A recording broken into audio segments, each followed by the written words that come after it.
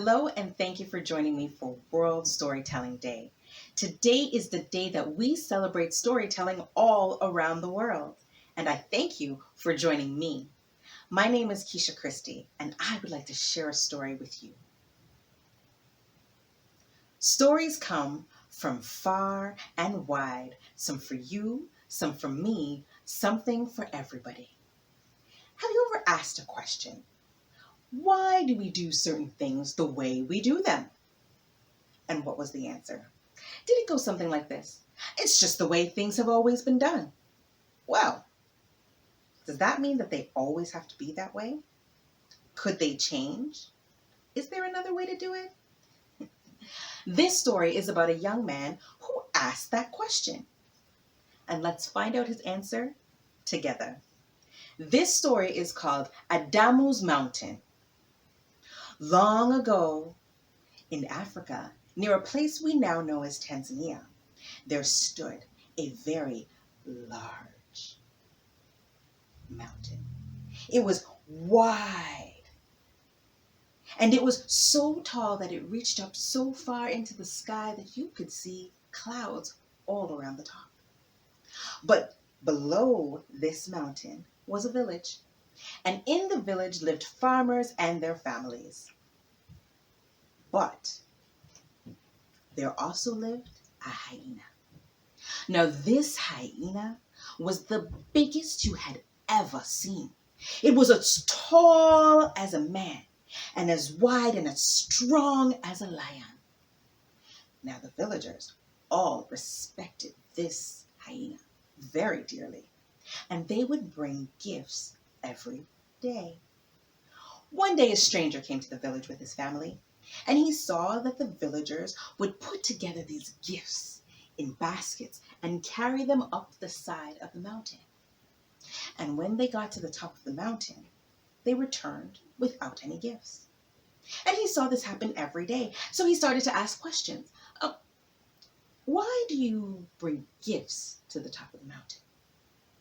No one said anything. So he asked again, why do you bring gifts to the top of the mountain? No one answered. So he would walk around the village listening to conversations to try and find out. But as villagers saw him coming, they would stop talking. So he didn't know. Well, this young man's name was Adamu. And Adamu had a very unique nature about him. He liked to ask questions, but he also liked to know answers.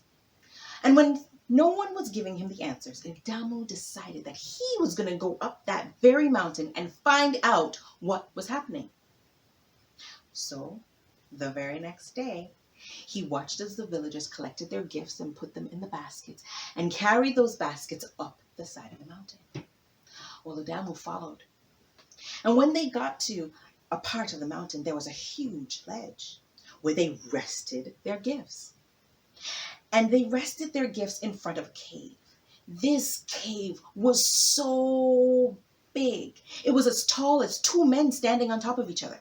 And the opening was very, very wide. And the villagers would leave their gifts and return to the village. Well, when they returned to the village, Adamu stepped out of the bush. And he looked at the gifts that had been laid out, and he stood and admired this huge cave, as tall as two men standing on top of each other. And he looked, and it was very dark. And he called in very quietly, and the echo went on for a very long time. Adamu walked inside, and he walked for some time. He looked around. It was cold. It was dark. There were rocks and different places in the cave. Adamu walked for some time. He walked very far into this cave, but he saw nothing. Suddenly, a shadow grew behind him, and he could hear breathing.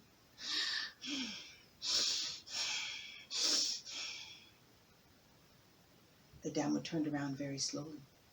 And when he turned around, he saw a very large hyena, and his face was very mean. The hyena called out, "What are you doing here? Adamu was frozen in place. He was so frightened. He had never seen a hyena as tall as a man and his face as mean as the one that he saw. The hyena continued, "I will keep you as my prisoner," and pushed Adamu into the food storage and closed the door.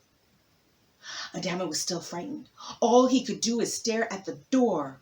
He had never seen a hyena as tall as a man and as mean as the one that he had just seen. He stared at the door. Some time had passed, and Adamu looked around. He was indeed in a food storage.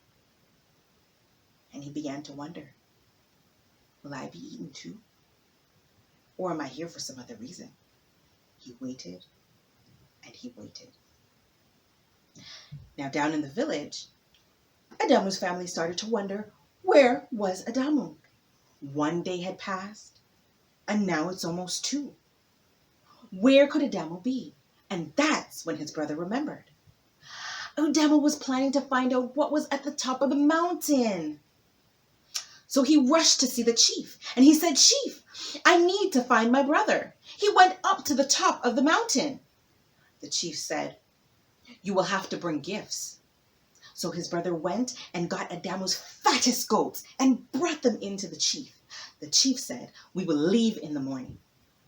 Well, Adamu's brother could not sleep. He paced back and forth until the early light of the day peered over the mountain. And the king and his men and Adamu's brother gathered the gifts and headed up the mountain.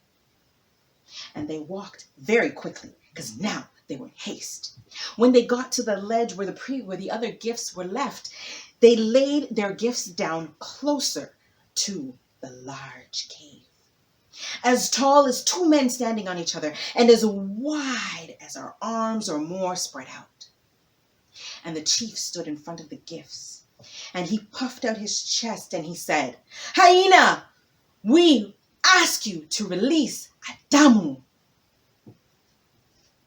And they waited, and they waited, and they waited. Nothing. The chief stepped forward again, and he puffed out his chest, and he said, "Hyena, we request you release Adamu." And they waited, and they waited. And suddenly, they saw a large shadow coming towards them. The men prepared themselves. But as the shadow got closer, it got smaller. They looked and they waited.